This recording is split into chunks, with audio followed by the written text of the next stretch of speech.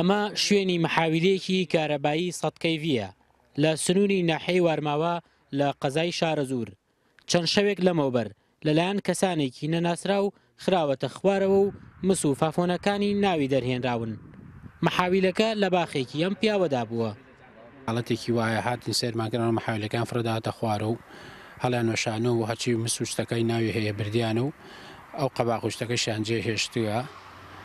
ئەمە کەوەی ئێمە ئاگادارن ئەوەی ئیتر پۆلیس و لایەنی پەیوەندیدارمان لێ ئاگادار کردێتەوە. حاڵەتێک بووە لە کۆمەڵگەی نەسر لە مەجموعەی نەسر، ئەوش محاویلێکی بیرێکی حکومی ئەویشیان داگرتێ، وازم لای سنارێک حاڵەتێکی وا بۆ ئەوش محاویلەیەکی ئەو دییان داگرتێەوە. بەڕێوەبەرەتی کارەبای شارەزور ئاشکرای دەکات لە 6 مانگی ڕابردوودا دزینی تەل و محاویلەی کارەبا لە ناوچەکەیان زیادی کردووە.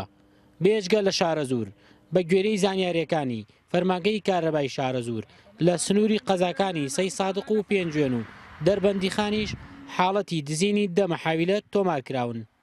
بەڕێوەبەری فەرمانگەی کارەبای شارەزور ئاماژە بەوە دەکات کە ئەو محاویلانەی دزراون تەنیا دوانیان هی فەرمانگەی کارەبان، ئەوانی تر هی هاوڵاتیان بوون و لە باخ و کێڵگەکانی پەلەوەر دانرابوون.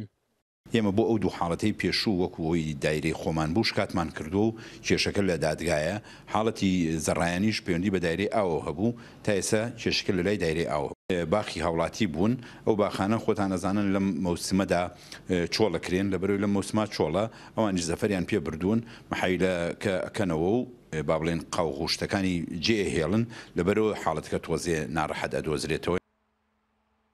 هەرچەندە فەرمانگەی کارەبای ئەو ناوچانە پۆلیس و ئاسایشیان ئاگادار کردوێتەوە، بەڵام تا ئێستا کەس لەسەر دزینی ئەو محاویلانە دەستگیر نەکراوە.